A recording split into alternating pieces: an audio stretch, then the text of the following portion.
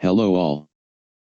This tutorial will demonstrate how to control and navigate Enscape. Open your project file and open a perspective that you want to make a rendered image in Enscape. First, start Enscape. Step 1. Click Enscape tab. Step 2.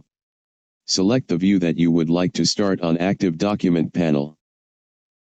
Step 3. Click Start on Control panel.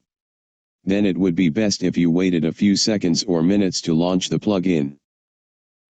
Once Enscape is open, familiarize yourself with the navigation control. Opt 1.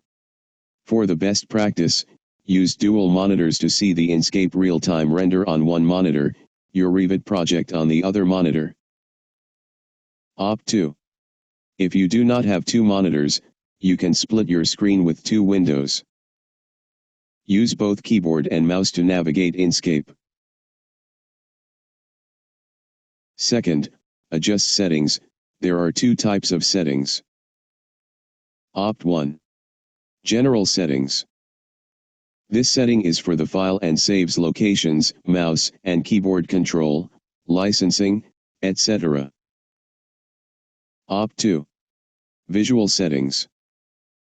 This setting is to render styles, image quality, camera settings, atmosphere, background, render settings, etc. These are the visual settings that I used in the rendering.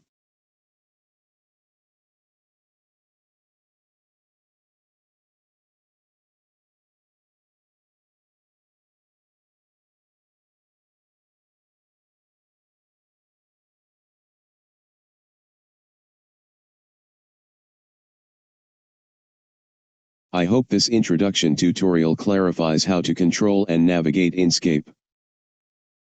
Thank you.